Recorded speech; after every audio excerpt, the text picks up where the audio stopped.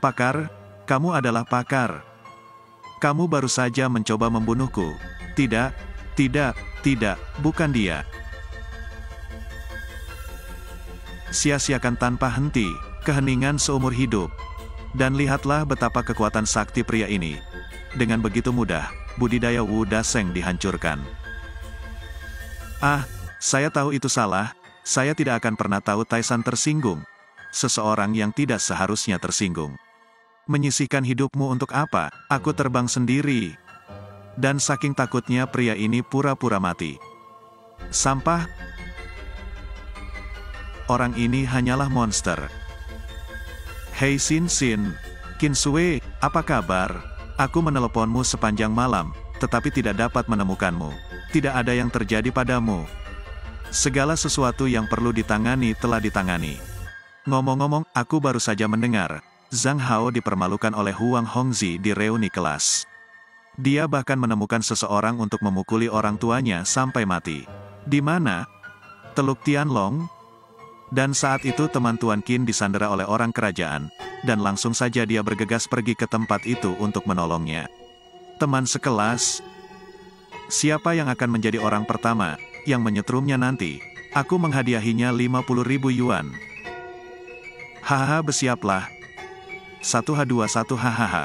3 orang kayu, ups, percuma, makan camilan. Dan laki-laki gendut itu nampak sedang dibuli rame-rame. Lihatlah betapa orang-orang itu sangat senang membuatnya seperti itu.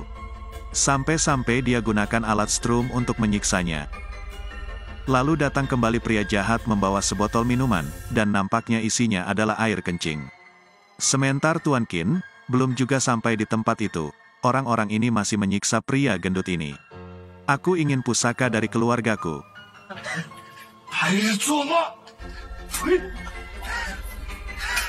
Pria gendut sialan, kamu masih begitu sialan terobsesi. Kalau begitu, jangan salahkan aku karena kejam. Tuangkan isi botol itu ke mulutnya. Dan betapa kejamnya orang itu, botol yang isinya air kencing itu dipaksa disuruh meminumnya. Dan memvideokannya dengan ketawa sangat kegirangan. Paman Zihei, apakah kamu yakin? Pukul dia. Wah, karena kamu masih menunjuk. Kalau begitu, jangan salahkan aku karena kejam. Lihatlah, betapa sombongnya pria ini, mentang-mentang dia orang paling berkuasa di negara itu, mentang-mentang banyak duit, dia semakin menjadi untuk membuli pria gendut itu. Namun tiba-tiba saja, Tuan Qin pun datang ke tempat itu, dan menyuruh menghentikan perbuatannya, karena pria gendut itu adalah teman sekelasnya. Namun orang-orang di sana, sangat meremehkannya, karena di masa lalu, orang-orang inilah yang berbuat kejahatan pada keluarga Tuan Qin. Bahkan di tempat itu juga ada anak laki-laki dari keluarga Liang, yang ikut merendahkannya. Dia juga menceritakan tentang orang tuanya yang dibunuh. Dan sekarang dia akan melihat temannya juga akan mati di hadapannya. Huang Hongzi, tolong jaga mulutmu. Tuan Qin yang tersinggung, kalian semua tidak punya buah yang enak untuk dimakan. Iyo, bukankah ini Liang Ying? Mengapa kamu membujuk seperti pecundang ini? Jika kamu berani tidak menghormati Tuan Qin lagi, jangan salahkan aku karena mengabaikanku. Hahaha, apa? Duta Besar Qin, Yang, apakah kamu sudah gila? Aku sudah mengenalnya lebih jauh dari 10 tahun. Dia sungguh sia-sia. Kamu memanggilnya Duta Besar Qin. Aku khawatir kamu akan membiarkan seseorang menjualmu. Kamu bahkan menghitung uang untuknya. Aku akan memberimu satu kesempatan terakhir. Siapa kamu? Jika kamu bilang biarkan aku pergi, biarkan aku pergi. Beri aku waktu yang sulit. Teknik melawan darah. Apa yang terjadi? Apa yang terjadi?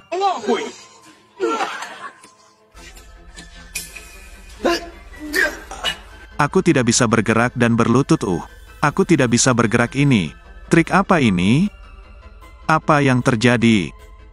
Huangdo, tolong pikirkan solusinya secepatnya.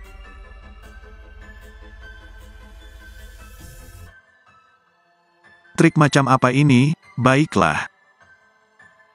Ini barang murahan. Qin Chao adalah ayahmu. Apakah kamu sangat protektif terhadapnya? Dia adalah saudaraku. Hahaha, aku juga punya persaudaraan. Huang Hongzi, tolong lepaskan dia. Aku berjanji padamu, apapun yang kamu katakan.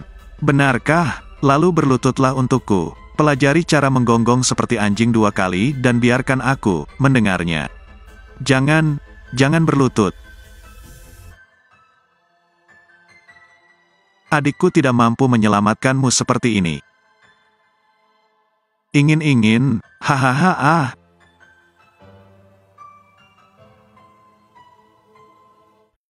Bukankah kamu berjanji padaku untuk melepaskannya? Aku bertanya pada ibumu padaku.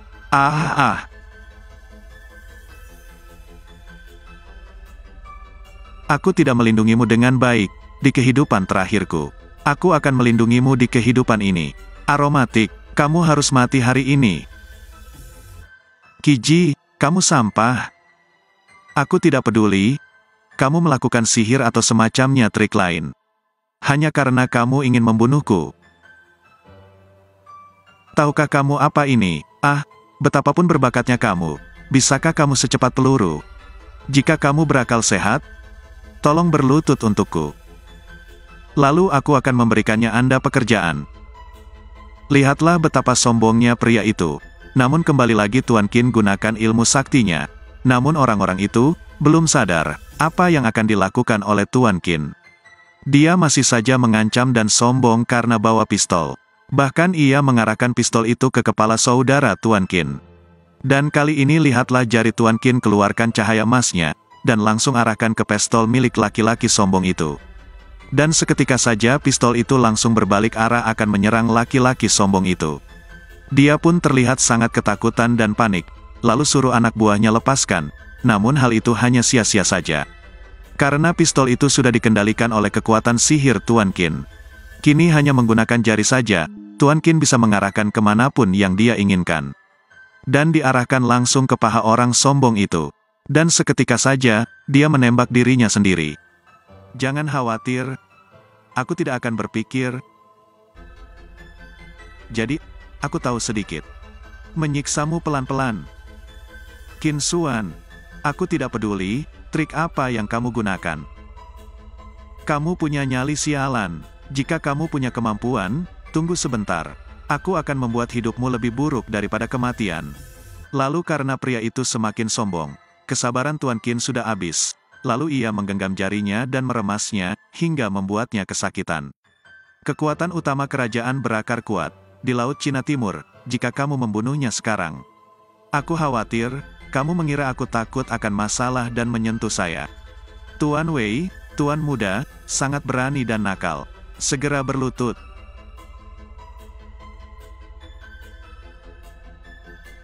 Tuan muda, saya bersalah melakukan voyeurisme. Kalau tidak, bahkan jika saya, Raja Surga, datang hari ini, saya tidak akan bisa menyelamatkan Anda. Tuan Wei, orang ini sudah mati. Tuan Wei, tolong bunuh saya secepatnya. Jika dia tidak menginginkan saya, hidupnya akan lebih buruk daripada kematian. Hidup lebih buruk daripada kematian. Sial, Anda melukai tuan muda saya dengan parah di depan aku. Pengadilan kematian, apakah ini sihir legendaris? Sekarang Tuan Wei telah mempraktikkan keabadian, Qin Kuan pasti akan mati sekarang. Pelayan bodoh, beraninya kau begitu sombong di depanku. Hari ini, aku akan membiarkanmu melihat apa itu kekuatan. Bidak catur hitam ini, persis sama dengan milik Liang Qiwu. Tuan Qin, apa maksudmu? Berlindung dengan bajak laut Jepang, bukanlah pilihan bijak. Untuk menderita kematian.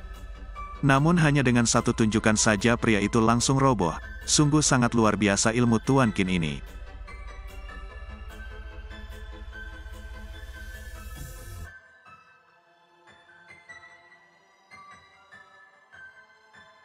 Mengapa Tuan ini berlutut di depan Qin Kikuan?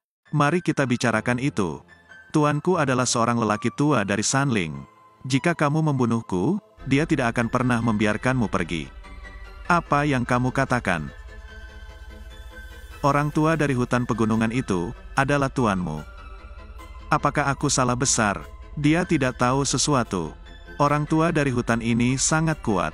Sudah mencapai tingkat master, semua keluarga besar takut padanya. Grandmaster, izinkan saya mengatakan yang sebenarnya. Tuan saya, Patua Sanlin, telah melampaui sang guru.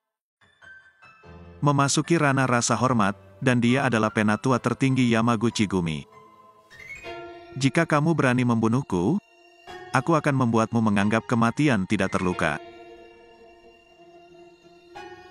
Yamaguchi Gumi, dialah yang ingin kamu celakan kakekku. Liang Qinghong, yang abadi adalah kakekmu. Hahaha, yang memintanya untuk merusak kebaikan bandit gunung kita. Ternyata kamu hanyalah seekor anjing Jepang. Kamu dan tuanku adalah orang tua di hutan. Berlindung pada anjing Jepang. Jual kembali, tuanmu adalah Raja Surga. Akhirnya menemukan binatang kecil yang paling cantik, hahaha. Lalu tiba-tiba saja, di tempat itu, datang kembali seseorang yang nampaknya sangat sakti. In adalah Tuan Gunung. Pria yang terkapar itu pun, meminta agar dia menyelamatkannya. Dan dengan sombongnya si Tuan Gunung tua bangka ini, kembali remehkan Tuan Qin. Seakan-akan, dirinya sangat sakti mandraguna. Karena ingin membunuh muridnya jadi dia tidak akan memberi ampun pada Tuan Qin. Kaulah yang menyakiti kakekku.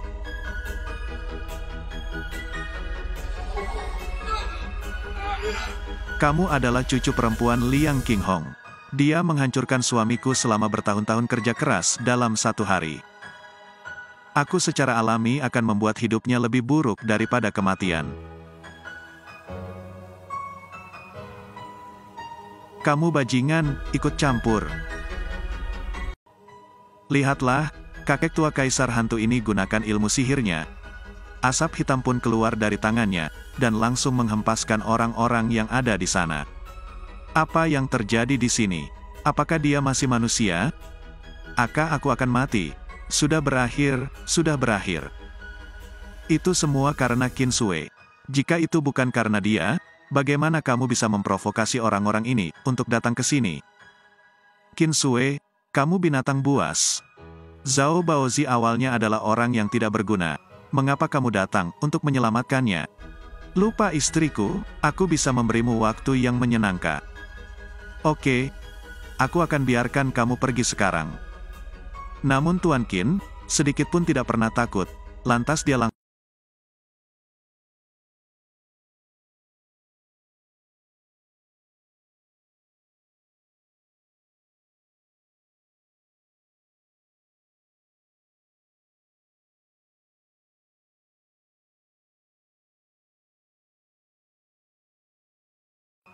Sudah lama sekali tidak ada yang berani memprovokasiku, seperti ini. Berlutut dan bertobat sekarang. Kamu merasa rendah diri. Mungkin aku bisa memberimu waktu istirahat. Hahaha, binatang kecil yang jahat. Kamu benar-benar tidak tahu malu, dalam kata-katamu. Beri Lao Guo kesempatan untuk hidup. Dan kaisar hantu yang sudah marah, dia kembali gunakan sihirnya, sehingga membuat orang-orang di sana merasa pusing. Lantas Tuan Qin pun perintah Nona Liang sembunyi, lalu dengan kekuatan hempasan kakinya bisa menghasilkan angin yang begitu kencang. Namun hal itu tidak membuat kakek tua itu takut. Tuan Qin peringatkan dia, agar tidak pandang enteng, karena dia tidak sedang main-main. Namun hal itu tidak dipedulikan, dan akhirnya mereka pun bertarung. Tuan Qin pun langsung keluarkan pedang naga miliknya, dan langsung menyerang kakek tua itu. Pertarungan pun tidak bisa terhindarkan.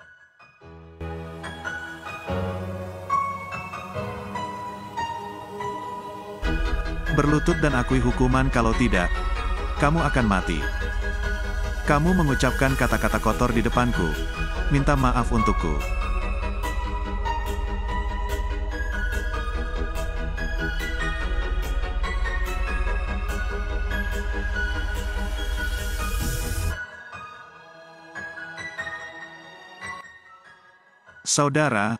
Saudaraku beritahu perintah Yamaguchi Gumi. Kalau tidak, tidak ada yang bisa menyelamatkanmu.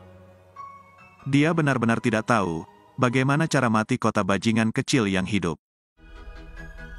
Orang tua